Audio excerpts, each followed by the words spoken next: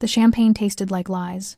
I stood at the edge of the glittering ballroom, watching my husband laugh with a woman whose dress cost more than our wedding, 3 years of marriage. And I'd learned to recognize that particular tilt of his head, the one that meant I was about to become invisible. Marcus Chen had always been good at making me disappear. The fundraiser was everything he loved. Power dressed in silk, corruption masked by charity. Politicians mingled with businessmen who owned them. I'd stopped asking questions about his work 2 years ago, right around the time I noticed the armed men who followed him everywhere. My phone buzzed in my clutch. A text from my sister. "Did you ask him about Thursday dinner?" I pulled out my phone to respond when Marcus's voice cut through the crowd, sharp and cold. He was 10 feet away, phone pressed to his ear, his face twisted with fury I'd never seen directed at anyone but me. "I don't care what excuse you give them. Handle it or I'll handle you." The temperature in my chest dropped. This wasn't the Marcus who smiled for cameras. This was someone else entirely. I started typing a reply to my sister, then noticed something strange. My text from 5 minutes ago asking Marcus if he wanted a drink showed as delivered but unread. I backed out, checked our message thread. Everything I'd sent today was unread. A cold realization crawled up my spine. I opened my phone settings, scrolled to blocked numbers, and my hands started shaking. My own number. He'd blocked me. At his own party. While I stood 20 feet away. "Mrs. Chen." A voice beside me made me jump. A man I'd never seen before stood there, dressed in a black suit that screamed security. But his eyes were wrong, too sharp, too knowing. "You should come with me." "Excuse me? Your husband is expecting you. Upstairs. Now." Something in his tone made my throat tight. I didn't know there was an upstairs meeting. There is now. His hand moved to my elbow, firm but not quite forceful. "This way." I pulled back. "I'll wait for Marcus too." "Mrs. Chen." His grip tightened just slightly. "Please don't make this difficult." The ballroom suddenly felt too bright, too loud. Marcus was still on his phone across the room, his back to me. I searched for his usual security detail, but they'd all vanished. The man's hand guided me toward a service door I'd never noticed before. My heels clicked against marble as we moved through a narrow hallway, up a staircase lined with portraits of men who looked like they'd never smiled in their lives. "Where are we going?" "You'll see." We stopped at a heavy oak door. He knocked twice, paused, knocked once more. Some kind of code. The door opened, and I was pushed gently but firmly inside. The room was dark except for the city lights streaming through floor-to-ceiling windows. A figure stood silhouetted against the view, hands clasped behind his back. Too tall to be Marcus, too still. "Leave us." The voice was low, textured like smoke and broken glass.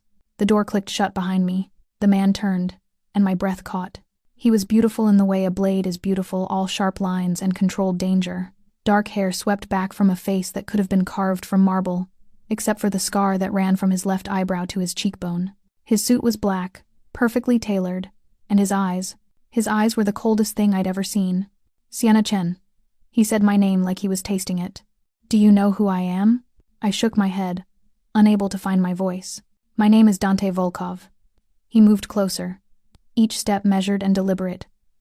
"And your husband owes me $20 million. The room tilted. That's impossible." "Is it?" He stopped 3 feet away, close enough that I could smell his cologne, cedar, and something darker. "Tell me, Mrs. Chen, what exactly do you think your husband does for a living?" "He's in real estate development." Dante's laugh was soft and utterly terrifying. "Real estate? Yes, I suppose you could call it that. If by real estate, you mean laundering money for the Yakuza through property deals. You're lying. Am I?" He pulled out his phone, tapped the screen, and held it up to me. Photos, documents, bank statements with Marcus's name, meetings with men whose faces I recognized from news reports about organized crime. My knees went weak. "Marcus has been skimming," Dante continued, pocketing his phone, taking a little extra for himself. "I don't appreciate thieves. I don't know anything about this. I swear I don't." "I know." His voice softened just slightly, and somehow that was worse. "But he does.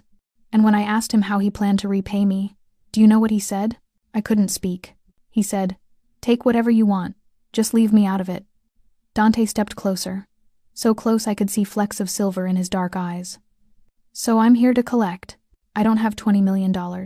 No, but you're worth something to him. Or," he tilted his head, studying me with unsettling intensity, "maybe you're not. Maybe that's why he blocked your number tonight." My heart stopped. "How did you—" "I know everything about Marcus Chen. including how he treats his wife. His hand rose, and I flinched, but he only brushed a strand of hair from my face with surprising gentleness.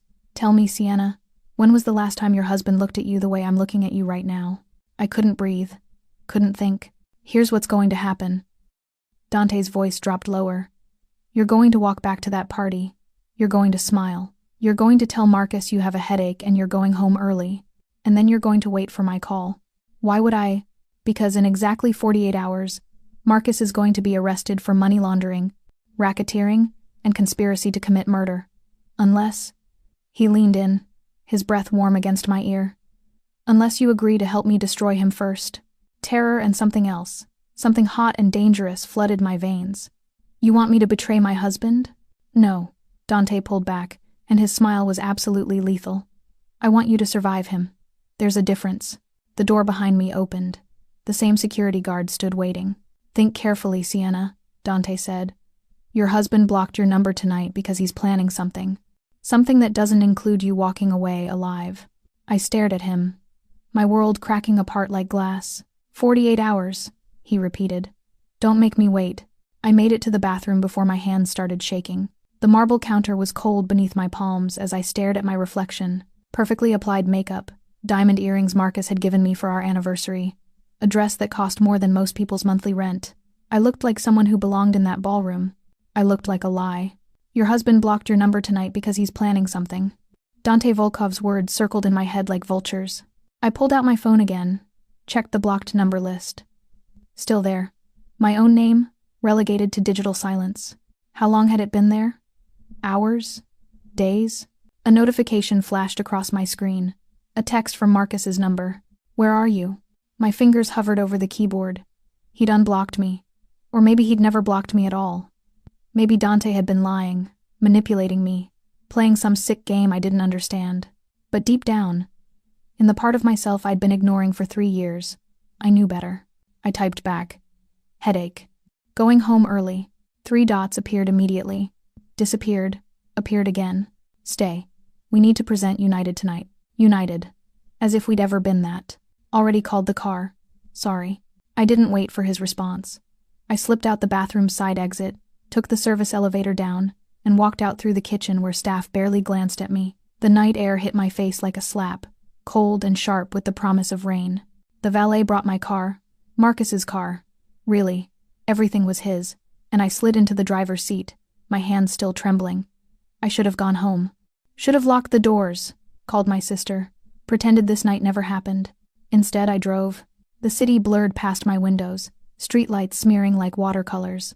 I didn't have a destination, just a desperate need to move, to think, to figure out if my entire life had been a carefully constructed prison I'd been too naive to recognize. My phone rang. Marcus. I let it go to voicemail. It rang again. And again. On the 4th call, I answered. I told you, I have a headache. Come back.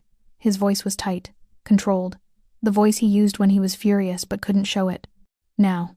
Marcus. I'm already halfway. I don't care. Turn around. Something in his tone made my skin crawl. Is something wrong? A pause. Too long. We'll discuss it when you get here. I'm not coming back tonight. The silence that followed was arctic. Sienna, do not test me right now. Or what? The words came out before I could stop them, 3 years of swallowed anger suddenly rising like bile. You'll block my number? Oh wait, you already did that. I heard his sharp intake of breath. What are you talking about? Don't. My voice cracked. Don't lie to me. Not tonight. Sienna. I hung up. My phone immediately started ringing again. But I silenced it, my heart pounding so hard I could feel it in my throat. Rain started pattering against the windshield. Soft at first, then harder, until I could barely see the road. I pulled over into an empty parking lot, cut the engine, and let myself fall apart. The tears came hot and fast.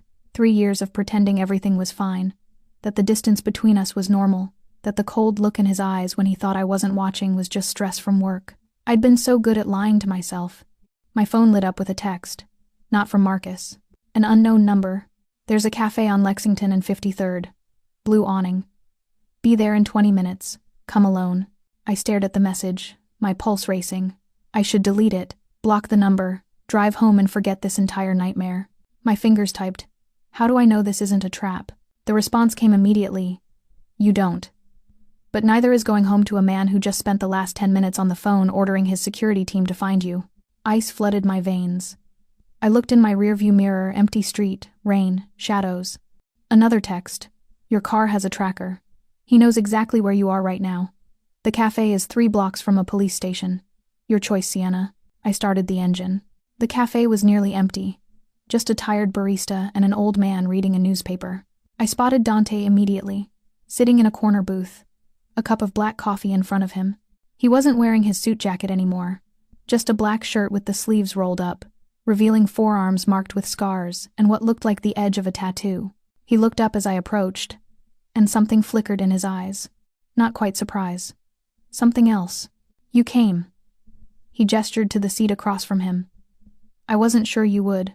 You said my car was tracked. I slid into the booth, hyper-aware of the door, the windows, the exits. It is. I disabled it 10 minutes ago. He pushed a second cup of coffee toward me. You look like you need this. I didn't touch it. How did you get my number? I have your husband's entire phone cloned. He said it so casually, like he was discussing the weather. I've had it for 6 months. Every call, every text, every photo, including the ones he deletes. My stomach turned. Why are you doing this? Because Marcus Chen isn't just a money launderer, Sienna. He's a ghost. He makes people disappear. People who inconvenience his clients. People who know too much. People who... He paused, studying my face. People who become liabilities. I'm his wife. You're a witness. Dante leaned forward, and I caught that scent again, cedar and danger. 3 weeks ago, you walked into his study while he was on a call. You heard him say something. You didn't think it was important. But it was. My mind raced back. 3 weeks ago. I'd been looking for our tax documents, opened the door without knocking. The girl is handled. No body. She never existed. I'd frozen. Marcus had looked up, seen me, and smiled. Just work stuff, baby. Close the door? And I had. Like the obedient wife I'd trained myself to be. The girl, I whispered. Her name was Lily Park, 23, graduate student. She witnessed a transaction she shouldn't have. Dante's voice was quiet, deadly. Your husband had her erased, and when I started digging into it, I found something interesting. He slid his phone across the table. A photo filled the screen, Marcus, at a restaurant, with a woman. The same woman from tonight's party. They were holding hands. Her name is Victoria Liang, Dante said. And 6 months ago, Marcus took out a $5 million life insurance policy on you. The world stopped. So I'll ask you again, Sienna. His dark eyes held mine. Do you want to survive him? Or do you want to wait and see what he's planning? My phone buzzed. A text from Marcus. I know you're with him. Come home now, and I'll forgive this.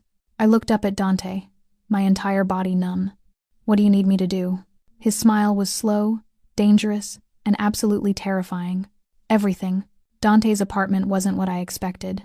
I'd imagined something cold and industrial, all steel and glass like the man himself. Instead, I found myself in a converted loft with exposed brick walls, bookshelves crammed with worn paperbacks, and a kitchen that actually looked used.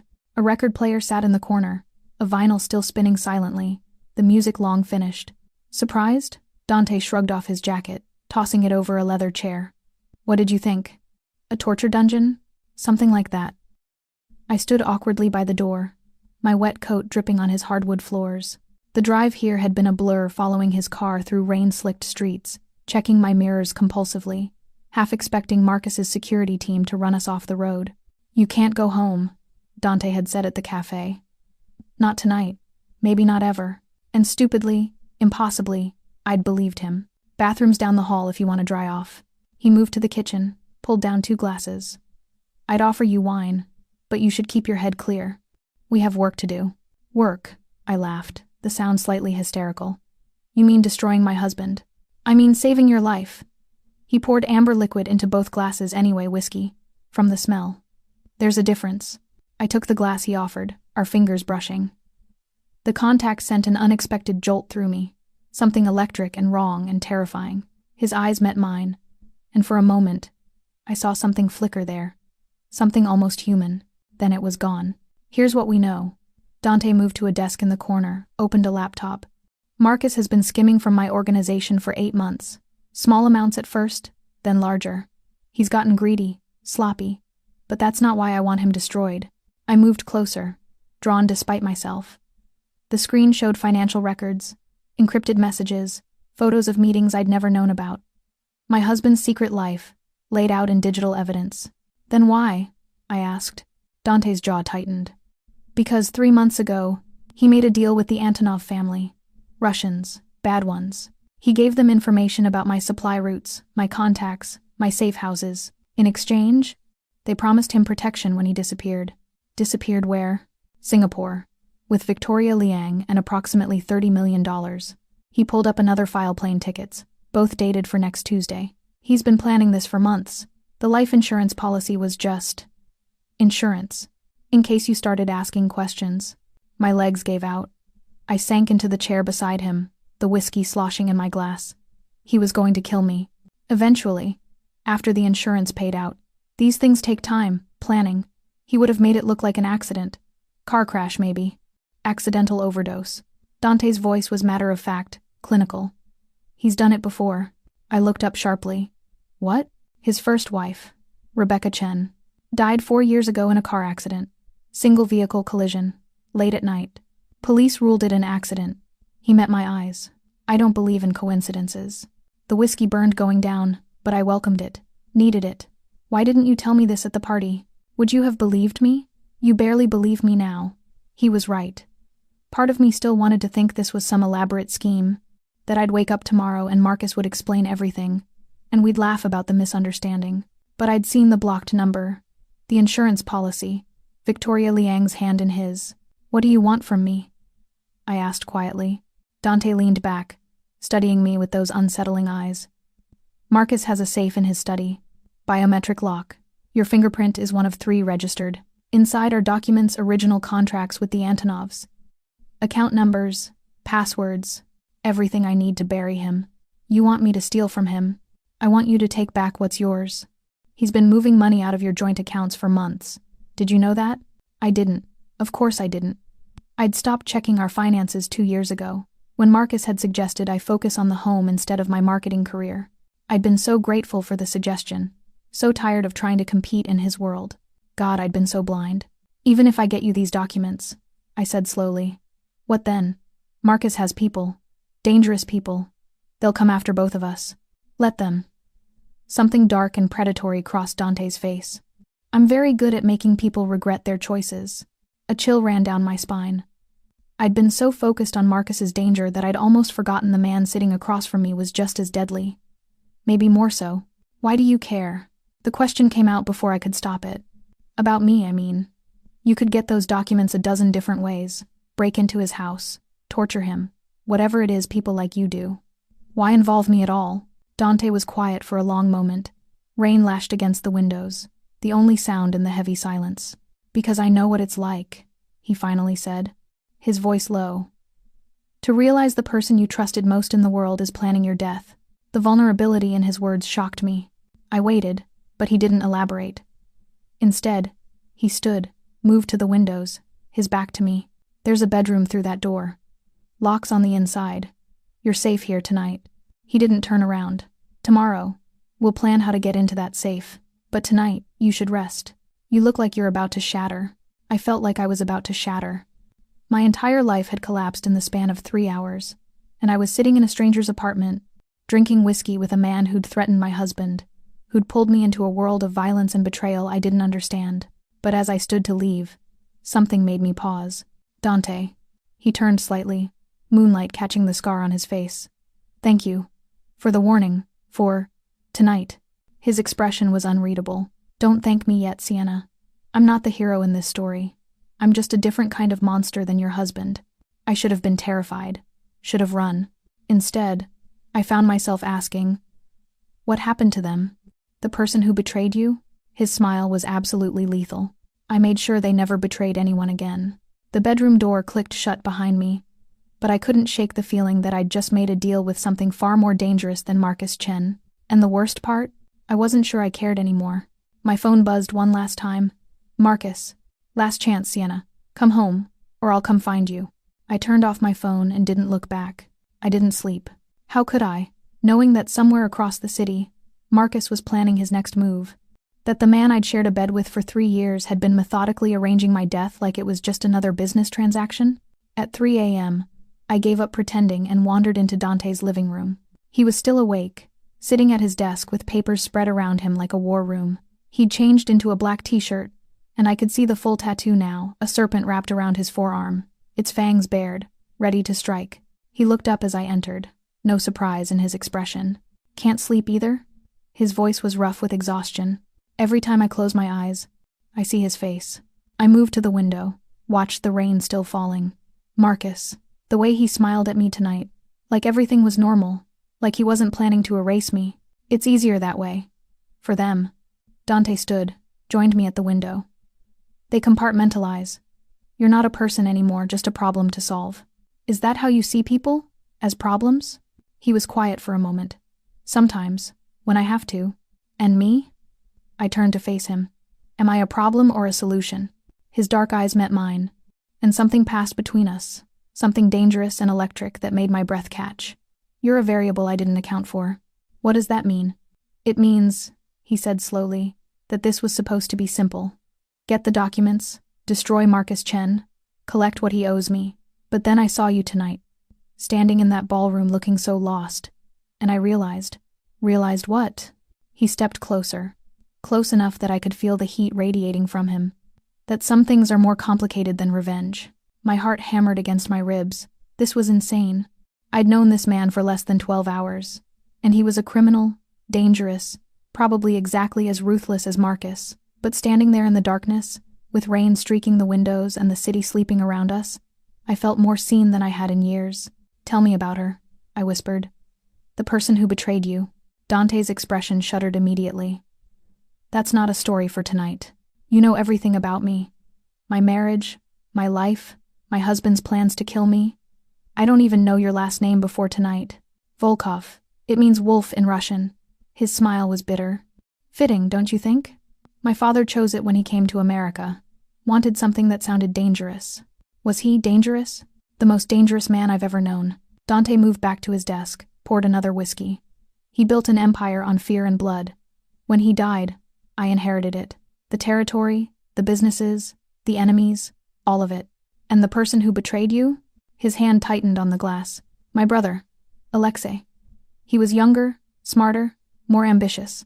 I trusted him with everything, my life, my operations, my secrets, and he sold them to the highest bidder. The pain in his voice was raw, unguarded. I'd never heard a man sound so broken. What happened to him? He's alive, barely. Dante drank, his throat working. I couldn't kill him. My mother begged me not to. So I exiled him, instead sent him to Russia with nothing. No money, no protection, no name. As far as our world is concerned, Alexei Volkov is already dead.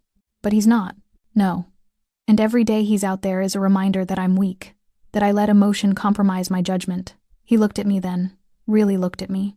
That's why I understand you, Sienna. Because I know what it's like to love someone who destroys you. The confession hung between us, heavy and intimate. I don't love Marcus anymore, I said quietly. I'm not sure I ever did. I think I loved the idea of him. The security, the stability. My parents died when I was 21 car accident. I was alone, drowning in grief and debt. Marcus was solid, safe. Or so I thought. Safety is an illusion. Dante set down his glass.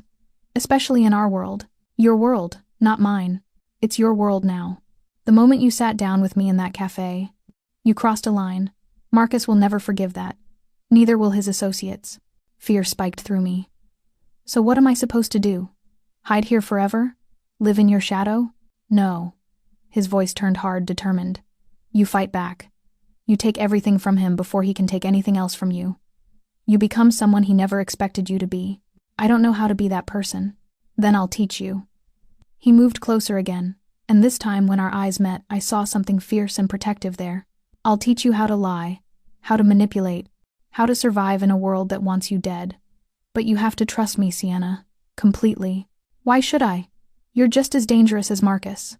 Because I'm honest about what I am. I don't pretend to be something I'm not. His hand rose, hesitated, then gently cupped my face. And because unlike your husband, I would never put a price on your life. The touch was electric, overwhelming. I should have pulled away, should have maintained some distance, some sense of self-preservation. Instead, I leaned into his palm. "This is crazy," I whispered. "Yes, you could be lying about everything." "I could be. And yet I believe you." His thumb traced my cheekbone, a gesture so tender it made my chest ache. "That makes you either very smart or very foolish. Which do you think?" "I think," he said softly, "that you're the bravest person I've met in a long time. And I think Marcus Chen has no idea what he's about to lose." Before I could respond, his phone buzzed. Then mine, both at once. Dante's expression changed instantly, all softness vanishing. He grabbed his phone, checked the screen, and went completely still. "What is it?" I asked, suddenly cold. He turned the phone to show me a text from an unknown number, with a photo attached. It was Rebecca Chen, Marcus's first wife, except she wasn't dead. She was standing in front of a coffee shop, dated yesterday, very much alive. And the text below read, "We need to talk. About Marcus. About Sienna. About everything he's lied about. Meet me tomorrow, noon, Riverside Park. Come alone. Both of you." I stared at the photo, my mind reeling. That's impossible. She died. There was a funeral, a death certificate. "Apparently," Dante said grimly, "your husband is better at faking deaths than I thought." My legs gave out. I sank to the floor, the world spinning. Because if Rebecca Chen was alive, then everything, absolutely everything Marcus had told me was a lie. And I had no idea who I'd actually married. Riverside Park at noon was full of joggers, dog walkers, families enjoying the autumn sun that had finally broken through the rain. Normal people living normal lives, completely unaware that a ghost was about to shatter everything I thought I knew. Dante stood beside me on the walking path, his presence a strange comfort. He'd been quiet all morning, watchful. He'd given me one of his guns, a small black pistol that felt impossibly heavy in my coat pocket. "Just in case," he'd said. "Rebecca Chen coming back from the dead feels too convenient. You think it's a trap? I think nothing about your husband is coincidence." Now, watching the park entrance, I felt the weight of that gun against my hip, a reminder that I was no longer the woman who'd walked into that fundraiser last night. That version of Sienna had died somewhere between the champagne and the blocked number. There, Dante's voice was low, controlled. A woman emerged from the tree line, slim, blonde, wearing sunglasses despite the clouds. She moved with careful precision, scanning the area before her eyes landed on us. Even from 30 feet away, I recognized her from the photos Marcus kept hidden in his desk drawer. The ones I'd found 2 years ago and convinced myself were just sentimental keepsakes of his late wife. Rebecca Chen was hauntingly beautiful, and very much alive. She approached slowly, stopped 10 feet away. Close enough to talk, far enough to run. Smart. "Sienna." Her voice was softer than I expected. "Thank you for coming. You're supposed to be dead." The words came out flat, emotionless. I had no emotions left. "I know. That was the point." She removed her sunglasses, and I saw the fear in her eyes. Real, bone-deep terror. Marcus needed me dead. So I became dead. Dante stepped forward slightly, protective. "Why reach out now? After 4 years?" "Because he's doing it again." Rebecca's gaze shifted to me, and I saw pity there. "He's going to kill her, just like he tried to kill me, and I can't let another woman die because I was too afraid to speak up." My throat tightened. "Tell me everything." She glanced around nervously, then gestured toward a more secluded area of the park. We followed, Dante's hand hovering near his own weapon. When we were hidden beneath a canopy of trees, Rebecca finally spoke. "I married Marcus 5 years ago. I was 26, working as a paralegal. He was charming, successful, attentive, everything I thought I wanted." Her laugh was bitter. "Sound familiar?" I nodded, unable to speak. 6 months in, I started noticing things. Late-night calls he'd taken another room. Money appearing and disappearing from our accounts. Men with guns following us everywhere. She wrapped her arms around herself. I asked questions. That was my first mistake. "What happened?" Dante asked. He sat me down, very calmly, and explained that I had 2 choices. I could stay quiet and enjoy our life together, or I could keep asking questions and regret it. I chose to stay quiet.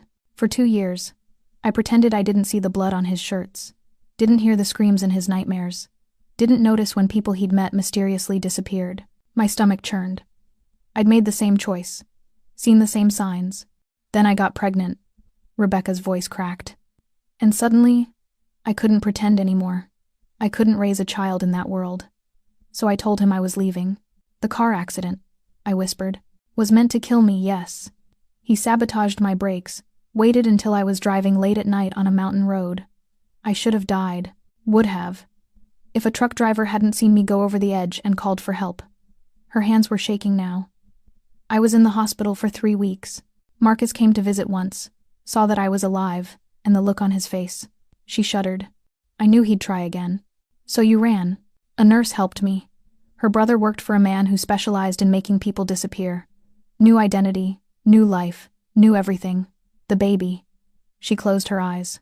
I lost her in the accident. But Marcus never knew I was pregnant.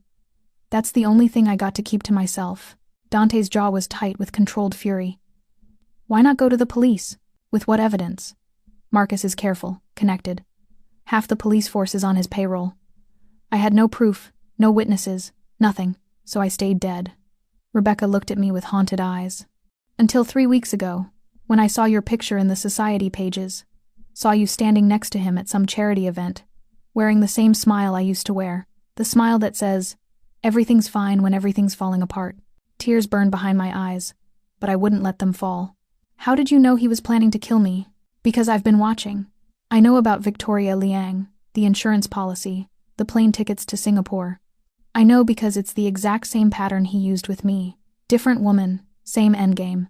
She stepped closer, urgent. You have to disappear. Sienna. Tonight. Don't go home. Don't contact anyone you know. Don't leave a trace. It's the only way. No. The word came out strong, certain. I'm not running. Rebecca stared at me. Then you're going to die. Not if I destroy him first. I looked at Dante, saw the dark approval in his eyes. I want the documents. I want the evidence.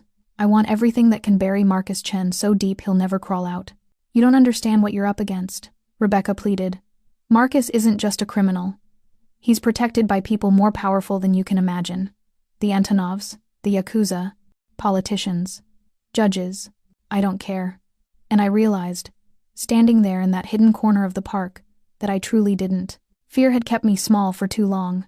He took 3 years of my life. He was going to take everything. I'm done being his victim. Dante's hand found mine, squeezed once. A promise. Rebecca looked between us, something like hope flickering across her face. If you're serious about this, I can help.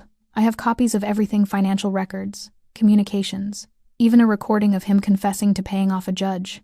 I've been collecting evidence for years, waiting for the right moment. Why now? Dante asked, suspicious. Because I'm dying. Rebecca's smile was sad. Cancer. Stage 4. I have maybe 6 months, and I'll be damned if I die knowing another woman suffered the way I did. She pulled a USB drive from her pocket, held it out to me. Everything you need is on here. But Sienna? Her fingers closed around mine. Once you start this, there's no going back. Marcus will know you betrayed him, and he will come for you with everything he has. I took the drive, felt its weight. Let him come. Rebecca's phone buzzed. She checked it, and her face went white. We need to leave. Now. Marcus just posted on social media that his beloved wife is missing. She looked at me, terrified. He's made you the victim, and he's calling in every favor he has to find you. Dante grabbed my arm. Move. Now. But as we turned to run, 3 black SUVs pulled up to block the park exits, and Marcus stepped out of the first one, a gun in his hand and murder in his eyes. Sienna! Marcus's voice carried across the park, smooth and concerned, the perfect worried husband. Thank God. I've been looking everywhere for you. People were watching now. Joggers had stopped, parents pulled their children closer. Marcus was playing to an audience, and he knew exactly how to perform. Dante's hand moved to his weapon, but I grabbed his wrist. Not here. Too many witnesses. Smart girl, Rebecca whispered, already backing toward the tree line. There's a service exit behind the restrooms. Go. I'll distract him. Rebecca. I'm already dead, remember?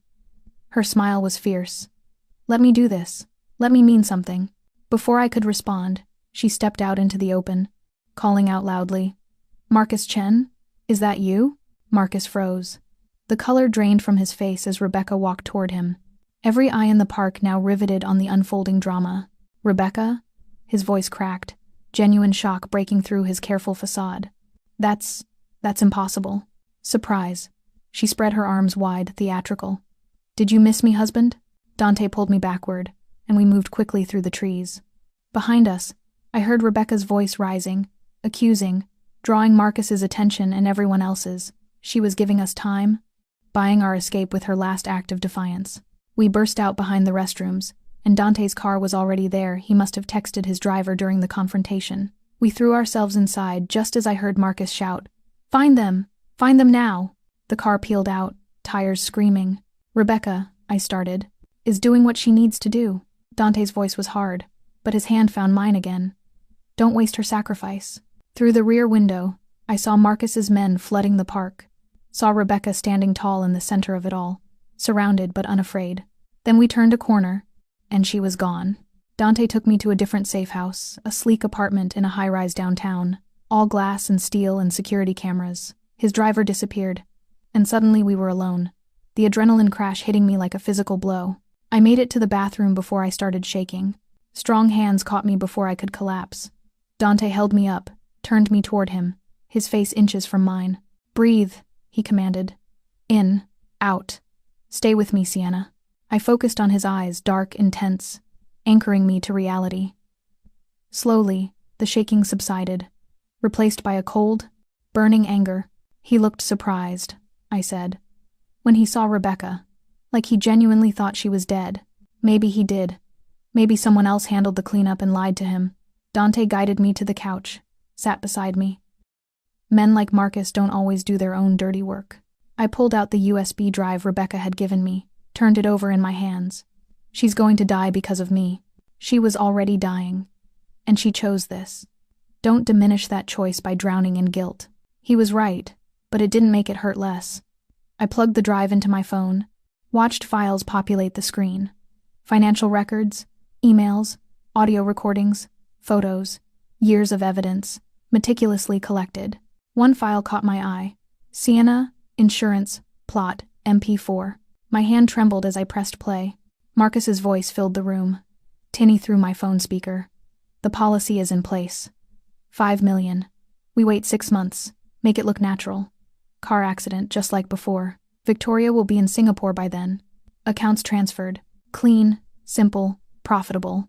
Another voice, one I didn't recognize. "And if the wife suspects something, she won't. Sienna's too trusting. Too naive. She stopped asking questions years ago." A pause, then a laugh that made my blood freeze. "Almost too easy. Sometimes I wonder why I didn't just kill her on our wedding night." The recording ended. I sat there, numb, as the full weight of it crushed me. 3 years. 3 years of sharing a bed with a man who'd been planning my murder almost from the beginning, who'd laughed about how easy I was to deceive. "Sienna." Dante's voice was gentle. "I loved him." The words came out broken. Or I thought I did. I built my entire life around him, gave up my career, my friends, my independence. For what? To be a convenient victim? You didn't know. I should have.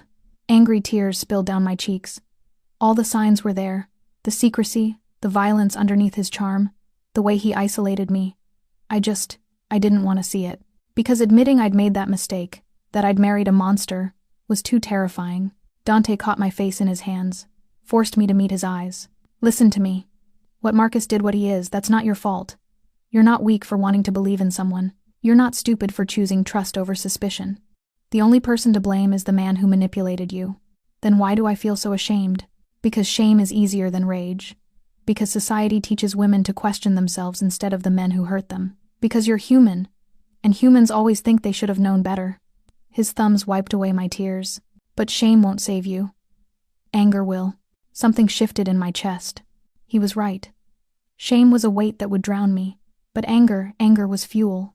"I want to destroy him," I whispered. "Completely. I want him to lose everything the way he tried to make me lose everything. Then let's do it." Dante's smile was dark, dangerous, beautiful. "We have the evidence. We have Rebecca's testimony. She'll surface when it matters. We have the element of surprise. Marcus thinks you're a helpless victim. Let's show him exactly how wrong he is." "How?" "By hitting him where he's most vulnerable. His pride." Dante pulled up a file on his laptop. "Tomorrow night's schedule.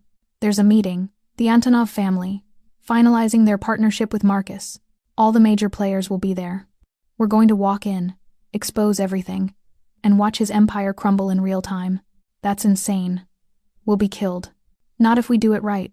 Not if you trust me. He turned to face me fully, his expression intense.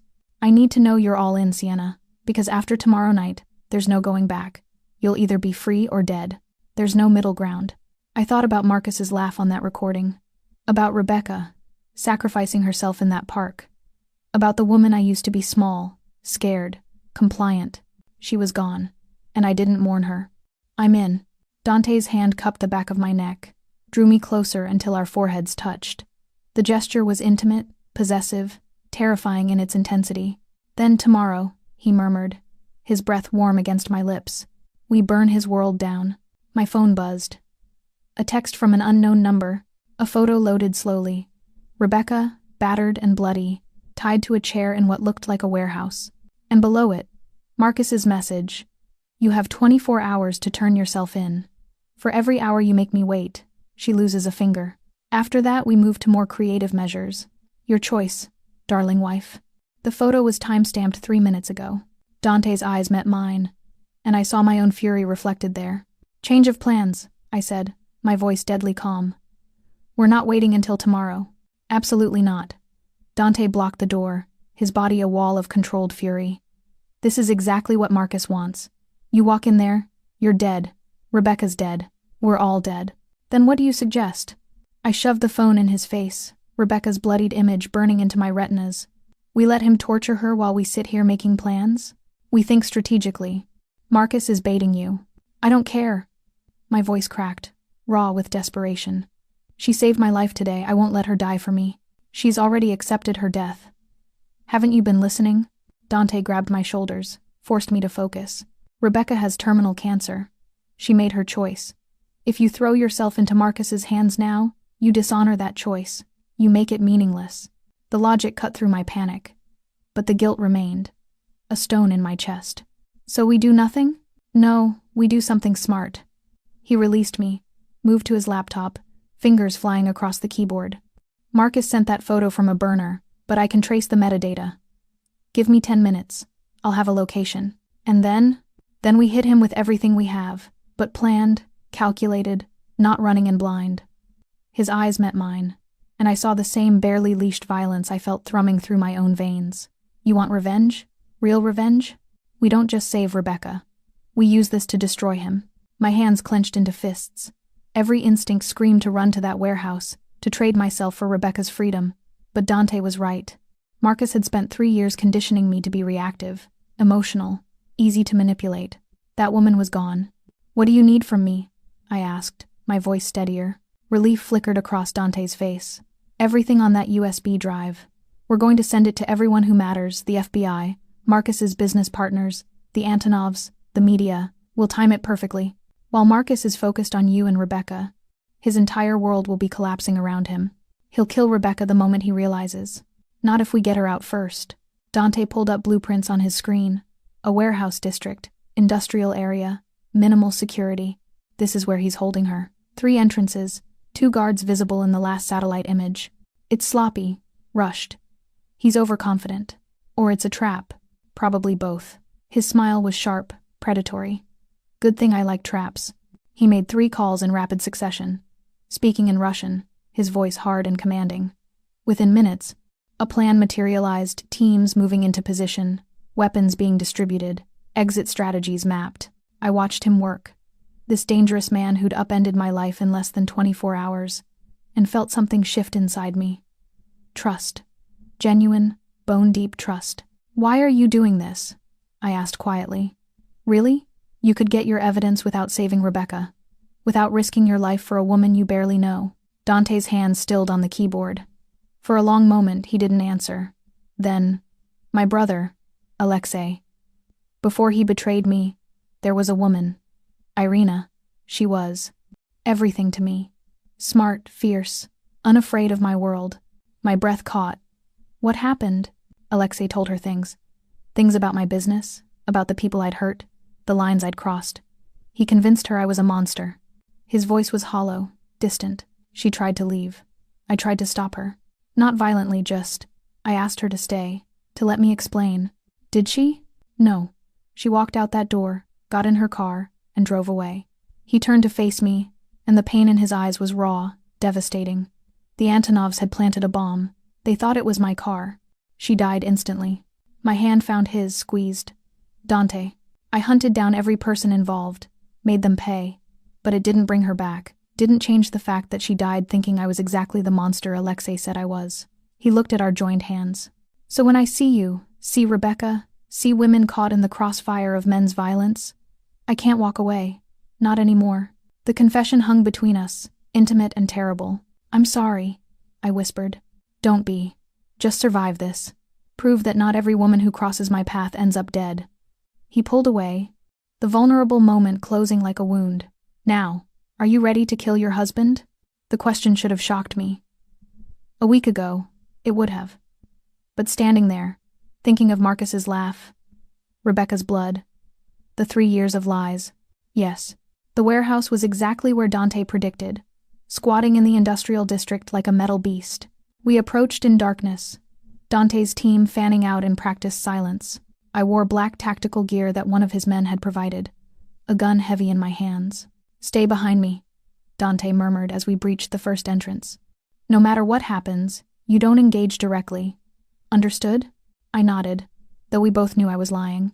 Inside, the warehouse was cavernous, filled with shipping containers and shadows. The smell hit me first, rust, oil, and underneath it, blood. We moved through the maze of containers, following the sound of voices. Marcus's voice specifically, smooth and conversational. Really thought I wouldn't find you, Sienna? That you could run to my competitor and expect no consequences? We rounded a corner, and there she was. Rebecca, tied to a chair under a harsh spotlight, her face swollen, one eye nearly shut. Blood dripped from her split lip. Her left hand, I bit back a scream. 2 fingers were missing, crude bandages wrapped around the stumps.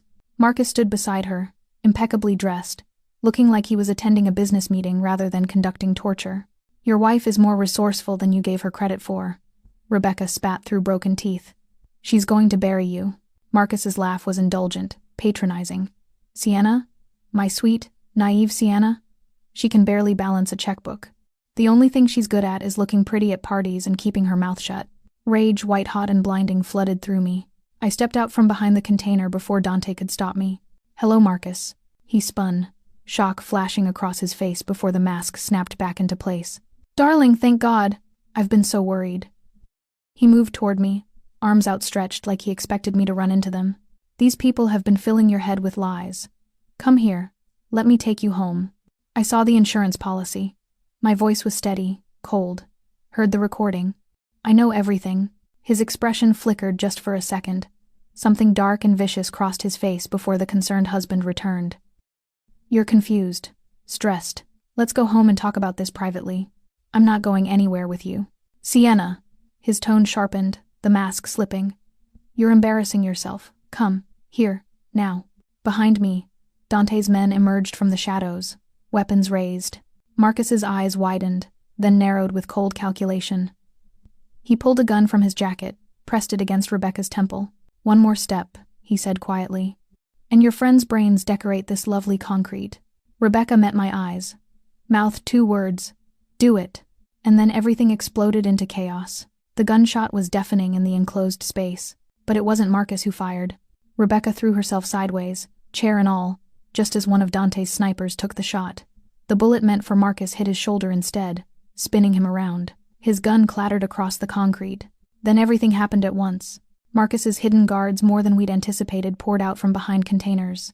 Gunfire erupted, muzzle flashes lighting the warehouse like lightning. Dante shoved me behind a metal crate, his body covering mine as bullets pinged off steel around us. Stay down, he shouted over the chaos. But I couldn't. Through the smoke and violence, I saw Marcus crawling toward his gun, blood streaming from his shoulder. Saw Rebecca, still tied to that chair, trapped in the crossfire. I didn't think. Just moved. I ran low, zigzagging between containers as bullets chased me. Dante's roar of fury followed, but I didn't stop. Couldn't stop. Rebecca had lost 2 fingers because of me. I wouldn't let her die too. I reached her just as Marcus's hand closed around his gun. Our eyes met across 15 feet of blood-stained concrete, and I saw it then, the real Marcus, the one he'd hidden behind charm and smiles for 3 years. There was nothing human in that gaze, only cold, calculating hatred. "You stupid bitch," he said, almost conversationally, raising the gun toward me. "You were supposed to die quietly, supposed to make this easy." I fumbled with the knots binding Rebecca, my hands shaking so badly I could barely grip the rope. "I gave you everything," Marcus continued, standing now, swaying slightly. Blood soaked his expensive shirt. "A home, status, security. And you repay me by whoring yourself out to Dante Volkov? You were going to murder me." My voice cracked as the knots finally loosened. "For money. For a woman you barely know. For convenience. It was just business." He said it like I was being unreasonable. "Nothing personal, Sienna. You were simply worth more dead than alive. Surely you understand economics." The casual cruelty of it, the sheer banality, broke something in me. This man had held me, kissed me, promised me forever, and I had been nothing but a line item on a balance sheet. Rebecca's bonds came free. She grabbed my arm, tried to pull me toward cover, but I couldn't move. I was frozen, staring at the monster wearing my husband's face. "Why even marry me?" I asked. "Why not just find someone else?" "Because you were perfect." Marcus smiled, and it was worse than his hatred. "Young, alone, desperate for family after your parents died. You asked so few questions, made everything so easy, and you were beautiful enough to be an asset at events." He shrugged. "Win-win. Until you started becoming a liability." A bullet slammed into the container beside us, snapping me back to reality. Dante's men were overwhelming Marcus's guards, but more were arriving. I could hear vehicles outside, reinforcements. "We need to move," Rebecca gasped, clutching her mutilated hand to her chest. "Now, Sienna." But Marcus was raising his gun, and even wounded, his hand was steady. "You're not going anywhere, either of you." The world slowed. I saw his finger tighten on the trigger, saw death coming for me in the form of the man I'd once loved. Then Dante was there, slamming into Marcus from the side. They went down hard, the gun skittering away. They rolled across concrete, trading brutal blows, and I realized with sick certainty that only one of them was walking away from this. "The gun!" Rebecca shoved me toward where Marcus's weapon had fallen. "Sienna, get the gun." I scrambled for it, my fingers closing around cold metal just as Marcus broke free from Dante's grip. He staggered to his feet, pulled a knife from his belt. When had he grabbed a knife? And lunged at Dante's exposed back. "No!" The scream tore from my throat. I raised the gun. My hands shook so badly I could barely aim. Marcus froze, the knife inches from Dante's spine, and slowly turned to face me. Blood ran from his nose, his shoulder. He looked like something from a nightmare. "You won't shoot," he said, certainty in his voice. "You're not a killer, Sienna. You're a victim. It's all you've ever been, all you'll ever be." Dante had rolled to his feet, was reaching for his own weapon, but I held up a hand, stopped him. "You're right," I said quietly. "I was a victim. I was young and alone, and you took advantage of that. You saw my grief and used it, shaped me into exactly what you needed. Obedient, trusting, blind. Then put down the gun and let's end this properly." Marcus took a step forward, still holding the knife. "Come home. We'll work this out. I'll even forgive you for this tantrum." I wasn't finished. My voice hardened. "I was a victim, past tense. But you made a mistake, Marcus. You pushed too hard. And you forgot that even the weakest animal becomes dangerous when cornered. Sienna, I'm not your wife anymore. I'm not your victim. I'm the woman who's going to destroy everything you built." I steadied the gun, years of rage flowing into my arms, making them strong. "And I'm absolutely a killer. You made sure of that." Something flickered in his eyes. Fear. Real, genuine fear. "You won't," he said, but his voice wavered. "The Sienna I know is dead." I smiled and felt nothing but cold satisfaction. "You killed her the day you put a price on my life." Marcus's mask finally shattered. He roared, lunging forward with the knife raised. I pulled the trigger. The recoil jolted my arms. Marcus staggered, looked down at the blooming red stain on his chest with almost comical surprise. He took one more step, then another, before his knees buckled. He fell hard, the knife clattering from his hand. I walked over, stood above him as he gasped for breath, blood bubbling from his lips. His eyes found mine, and I saw the question there. "Why? You wanted to know what I'm worth?" I crouched beside him, voice soft. More than you ever deserved, more than you could ever afford. Marcus tried to speak, but only blood came out.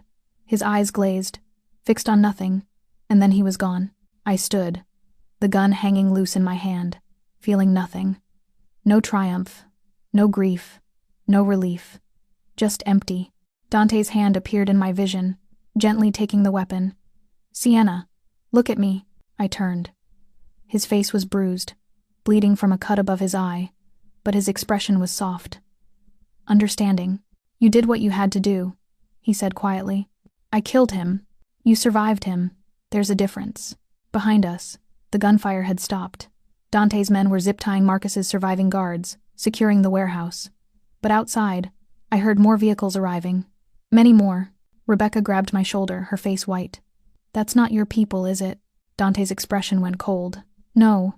That's the Antonovs." The warehouse's main doors exploded inward with a boom that shook the building, and through the smoke walked a woman in a blood-red suit, flanked by a dozen armed men. "Well," she said in accented English, surveying the carnage with cool amusement. "This is quite the mess you've made, Dante Volkov, and you must be the famous Sienna Chen." Her smile was sharp as a blade. "We need to talk about what you've cost me, and how you're going to repay it." The woman in red moved like a predator, her heels clicking against concrete as she surveyed the bodies scattered across the warehouse floor.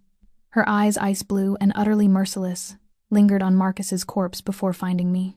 "Natalia Antonova," Dante said quietly, positioning himself between us. "I wasn't expecting you personally." "No? After your little stunt tonight?"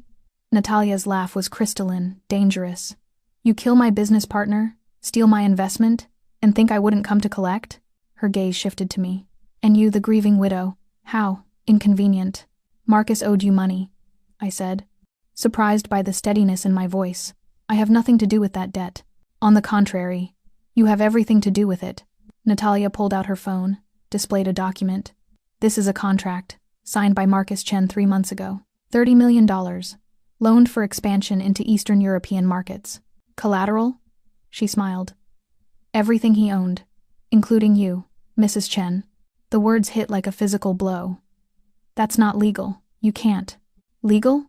Natalia's laugh was sharp. "Oh, sweet girl, we're so far beyond legal. Your husband used you as collateral for a loan he never intended to repay, and now that he's dead by your hand." She gestured elegantly to Marcus's body. "The debt transfers to you." Dante's hand moved to his weapon. "She's under my protection." "Is she?" Natalia's men raised their guns in response. "Because from where I stand, she just murdered my asset. That makes her a liability to both of us, doesn't it?" "The recordings," I said suddenly, my mind racing. "On the USB drive, Marcus was planning to betray you, take your money and run to Singapore with Victoria Liang. I have proof." Natalia's expression didn't change, but something flickered in her eyes. "Interest. Show me." With shaking hands, I pulled out my phone, pulled up the files, played the recording where Marcus discussed the Singapore plan, the offshore accounts, his scheme to disappear with the Antonov money. The warehouse fell silent except for Marcus's voice, arrogant and self-assured, laying out his betrayal in clinical detail. When it ended, Natalia was quiet for a long moment. Then she laughed, genuinely amused this time. "Well, I suppose I should thank you for saving me the trouble of killing him myself." She gestured, and her men lowered their weapons slightly. "But that doesn't erase the debt, Mrs. Chen. $30 million, plus interest. I don't have that kind of money." "No, but he did." Natalia walked to Marcus's body, crouched beside it without a trace of squeamishness. She reached into his jacket, pulled out his phone. "Facial recognition still works for a few hours after death. Useful, that." She held the phone to Marcus's vacant eyes, unlocked it, and began scrolling. "Let's see what secrets you kept, Mr. Chen." Rebecca, who'd been silent through the exchange, suddenly spoke up. "There are offshore accounts. I helped him set them up 5 years ago, before I died. Grand Cayman, Switzerland, Singapore. Maybe 40 million total." Natalia's eyebrows rose. "And you are?" "The first wife. The one he tried to kill." Rebecca's smile was bitter. "I know where all the bodies are buried, literally and figuratively." "Interesting." Natalia stood, studied Rebecca with new appreciation. "You're dying. Cancer, yes? I can see it in your eyes, the way you hold yourself. Weeks, maybe?" Rebecca didn't flinch, 6 at most. Which means I have nothing to lose by burning everything Marcus built. A tense silence stretched between them. Then Natalia smiled a real smile, with something almost like respect. I like you. You have spine. She turned back to me. Here's my offer, Mrs. Chen. You give me access to Marcus's accounts. All of them. In exchange, your debt is paid. You walk away free. Your friend here, she nodded at Rebecca, gets to die without watching you suffer. And you, her eyes found Dante, get to keep your little pet project alive. And if I refuse? I asked. Then I kill everyone in this warehouse, starting with the dying woman, because she's in pain anyway, then Dante's men, then Dante himself slowly, while you watch, and finally you. Natalia checked her watch. You have 60 seconds to decide. Dante's hand found mine, squeezed. When I looked at him, I saw something I hadn't expected: pride. Not possession or control, just simple, genuine pride in who I'd become. It's your choice, he said quietly. Whatever you decide, I'm with you. I looked at Rebecca, broken and bleeding but still standing. At Dante, dangerous and deadly but somehow the safest thing in my life. At Marcus's body, the man who tried to reduce me to a transaction. I want something in addition, I said. Natalia's smile widened. Bold. I'm listening. You let Rebecca go. Take her somewhere safe, somewhere comfortable. Let her die in peace, not in pain. My voice strengthened. And you give me the names of everyone who worked with Marcus. Everyone who helped him traffic women, launder money, make people disappear. Every corrupt cop, every dirty politician, every monster who enabled him. That's quite a list. That's my price. Otherwise, I'll destroy those accounts, burn every dollar, and you'll get nothing. Natalia studied me for a long, calculating moment. Then she laughed a real, delighted sound. You've got fire, Mrs. Chen. I can see why Dante risks so much for you. She extended her hand. Deal. The accounts, the information, and I'll even throw in a bonus witnesses who'll testify that Marcus Chen died in self-defense. You'll walk away clean. I took her hand. Her grip was strong, her skin cold. Smart girl, Natalia murmured. Smarter than your husband ever gave you credit for. Within minutes, her people were accessing Marcus's accounts, transferring funds. Rebecca was being loaded carefully into a private ambulance. Natalia had made a call, arranged for a hospice suite in a private facility uptown, the best care money could buy. Rebecca grabbed my hand as they wheeled her past. You did it. You survived. So did you. For a little while longer. Her smile was peaceful. Long enough to see you free. That's all I needed. They took her away, and I felt something break and heal simultaneously in my chest. Natalia approached one final time. The information you requested. Names, evidence, locations. She handed me a tablet. Use it wisely. Some of these people are problematic to eliminate. I'm not looking to eliminate them. I'm looking to expose them. Even better. Nothing terrifies powerful men more than sunlight. Natalia turned to leave, paused. One more thing, Mrs. Chen. You have potential. If you ever tire of playing it safe, I could use someone with your particular skill set. I think I'm done with the criminal underworld. Are you? Her gaze slid to Dante, lingered meaningfully. We'll see. Then she was gone, her men following. And suddenly the warehouse was quiet except for the sound of my own heartbeat. Dante pulled me into his arms, and I collapsed against him, finally letting myself feel everything I'd held back. The fear, the grief, the rage, the relief. It's over, he murmured into my hair. It's finally over. But as I pulled back, looked into his eyes, I realized something. It wasn't over. It was just beginning. Dante, I said quietly, I need you to be honest with me. About everything. About who you are, what you do, why you really helped me. His expression shuddered slightly. Sienna, no more secrets, no more half-truths. If we're doing this, whatever this is, I need the whole truth. He was quiet for so long I thought he wouldn't answer. Then, my name isn't Dante Volkov, and everything you think you know about me is a lie. The words hung between us like a blade. What do you mean? Your name isn't Dante Volkov? My voice came out smaller than I intended, exhaustion and shock finally catching up to me. He ran a hand through his hair, and for the first time since I'd met him, he looked uncertain, vulnerable in a way that had nothing to do with physical danger. Can we go somewhere else? Somewhere that doesn't smell like blood and gunpowder? He gestured to the carnage around us. You deserve better than this for the conversation we're about to have. 20 minutes later, we were on the roof of his building, the city sprawling beneath us in a carpet of lights. Dawn was just beginning to break on the horizon, painting the sky in shades of pink and gold. It should have been beautiful. Instead, it felt like the end of something. Dante, or whoever he was, stood at the edge, his back to me, shoulders tense.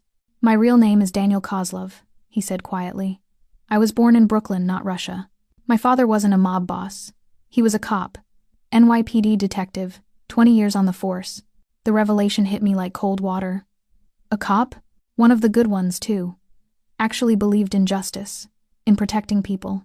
His laugh was bitter. He spent his entire career trying to take down the Volkov organization. The real Volkov organization, run by Viktor Volkov and his sons. They controlled half the city's drug trade, most of the illegal gambling, countless fronts and schemes. "I don't understand. How did you become Dante Volkov?" He turned to face me, and in the dawn light, I saw the weight he carried. Viktor Volkov had 3 sons. The oldest, Alexei, was supposed to inherit everything. The middle son, Dmitri, handled enforcement. The youngest, Dante, was the smart one. Studied business, legitimized the family's holdings, made them untouchable. He moved closer, and I saw the truth in his eyes before he spoke it. 8 years ago, my father got close, too close. He had evidence, witnesses, everything he needed to bring down the entire organization. Then one night, he didn't come home. They found his body 3 days later in the East River, tortured, beaten. A message to anyone else who thought about crossing the Volkovs. Daniel. The name felt strange on my tongue. I was 25. Just graduated from Quantico, FBI recruit, ready to follow in my father's footsteps. But after his death, his jaw clenched. I went to his funeral, watched my mother collapse at the grave, watched the department give him full honors while knowing they'd never actually catch his killers. And I realized the system couldn't touch these people. They were too rich, too connected, too careful. "So you went undercover?" "Not officially. The Bureau would never approve what I was planning." He pulled out a cigarette, lit it with shaking hands. "I went rogue. Spent 2 years learning everything about the Volkovs, their habits, their weaknesses, their secrets. And I discovered something interesting. Dante Volkov, the golden boy, had a drug problem. Heroin, mostly. He'd disappear for days at a time, completely unreachable. I began to see where this was going, and ice flooded my veins. He disappeared one night, high out of his mind, wandering Brooklyn. I found him. We looked similar enough. Same height, same build, same dark hair, and he was so far gone, he could barely remember his own name. Daniel took a long drag. I made it look like an overdose, dumped his body where it would never be found, and I took his place. You killed him. It wasn't a question. Yes. No hesitation, no justification. I killed him, assumed his identity, and walked into the Volkov organization. And for 6 years nobody suspected. I was Dante. I handled the books, laundered the money, made them millions while secretly building a case against them. 6 years, I whispered. That's insane? Dangerous? The longest deep cover operation in history? His smile was dark.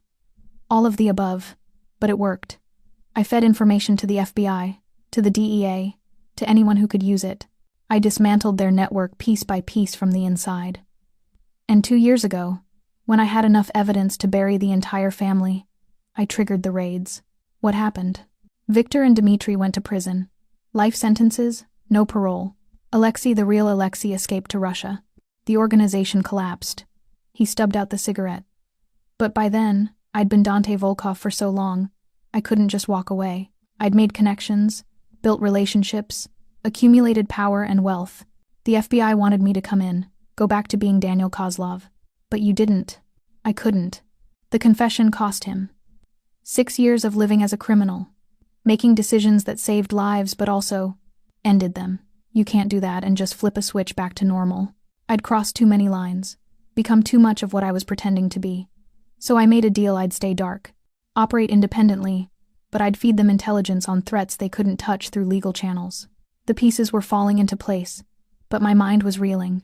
Marcus? Did you know him before all this? No. Marcus Chen came onto my radar 2 years ago when he started working with the Antonovs.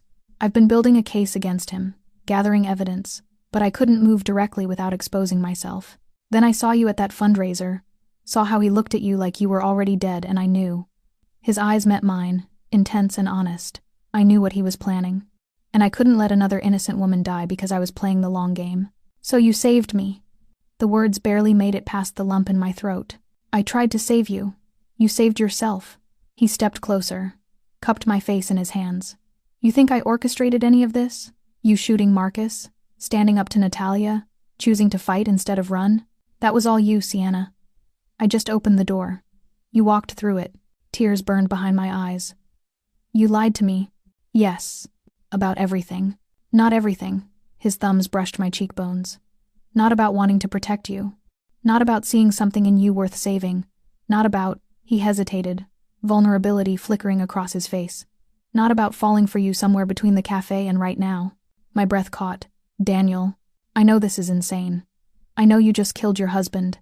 That you're processing trauma I can't imagine. I know I have no right to ask anything of you. His forehead touched mine. But I need you to know that whatever you decide, whether you walk away and never look back, or whether you stay, I'll respect it. No manipulation, no pressure, your choice. Always your choice. I closed my eyes, feeling the warmth of him, the solidity. This man who was both a lie and the most honest thing in my life. Who'd built his existence on deception but had given me only truth when it mattered. I need time, I whispered, to process, to heal. To figure out who I am without Marcus, without fear, without, take all the time you need. He kissed my forehead, gentle and reverent. I'll be here, for as long as you want me. We stood there as the sun rose, two broken people holding each other in the light of a new day. My phone buzzed. A text from an unknown number. A video file. I opened it, and my blood turned to ice. Victoria Liang, tied to a chair in an unfamiliar room. Behind her stood a figure in shadows. And a distorted voice. Marcus Chen is dead, but his debts live on. 30 million, Mrs. Chen. You have 72 hours, or Victoria dies. Then everyone you love. One by one, the video ended. Daniel's arms tightened around me. Who?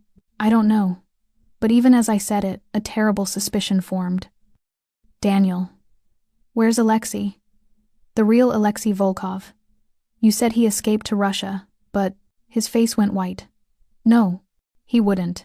He's exiled, powerless. My phone buzzed again. Another message. A photo this time.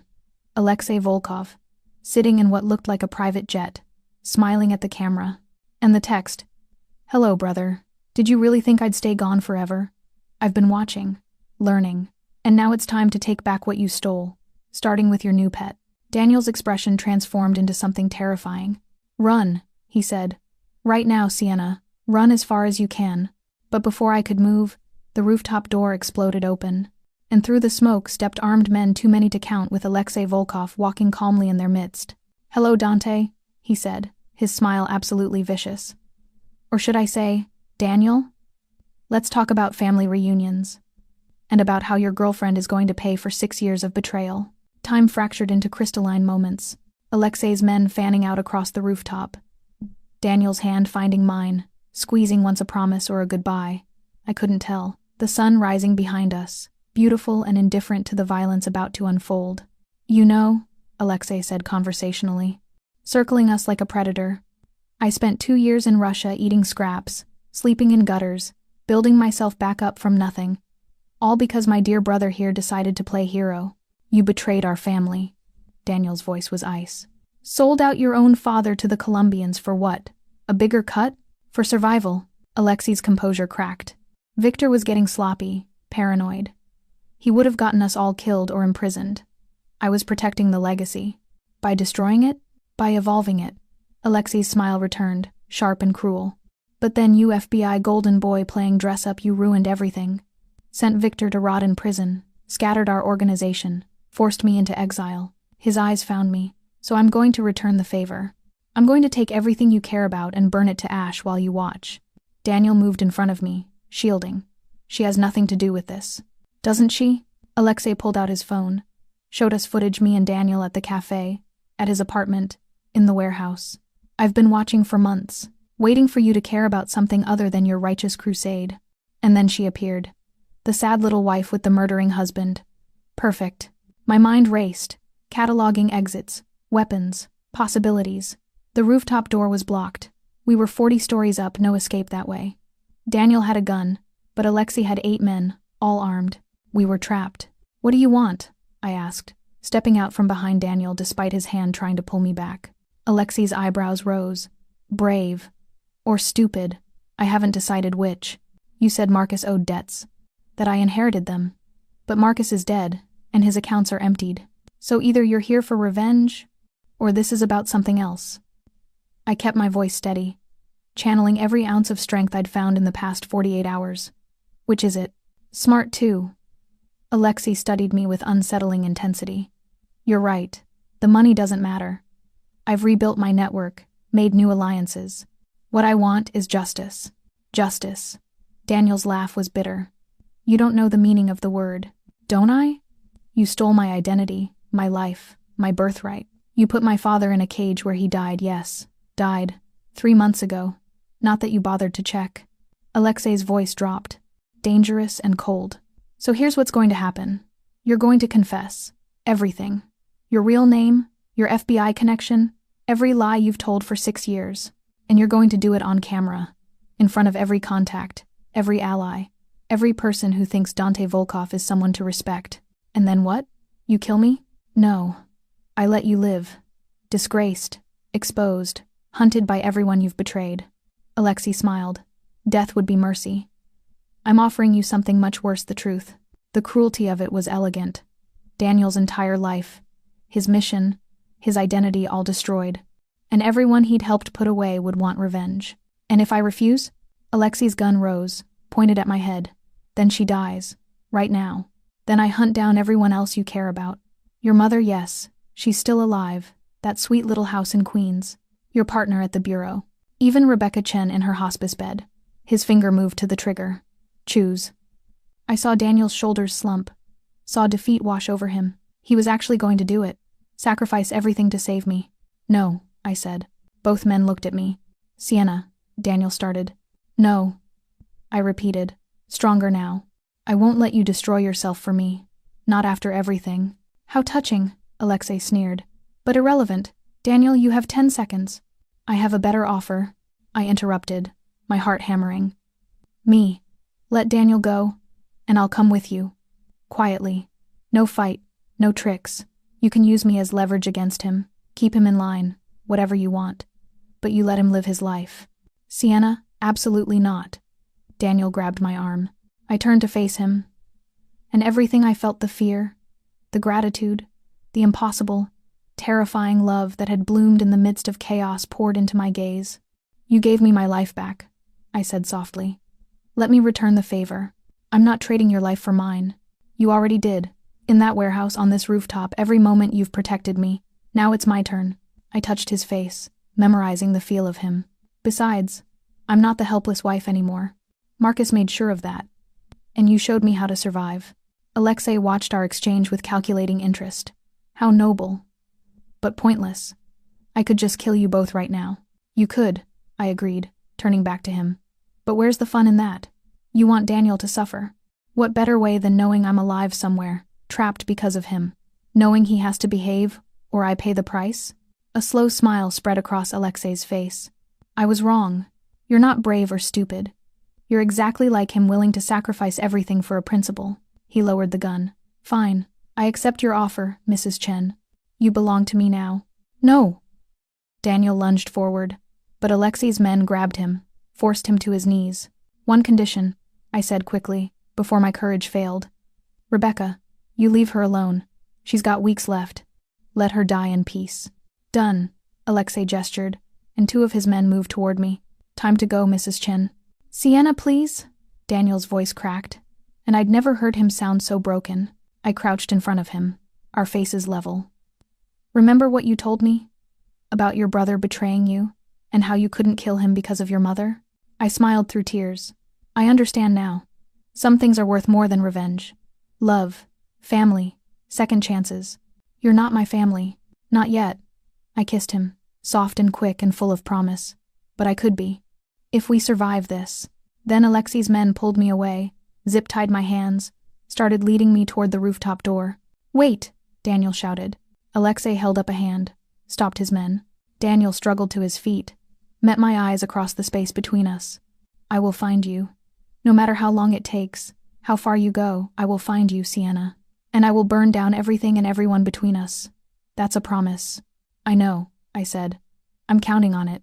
As they dragged me away, I heard Daniel roar with rage, heard the sound of fighting. Alexei's cold laugh followed me down the stairs.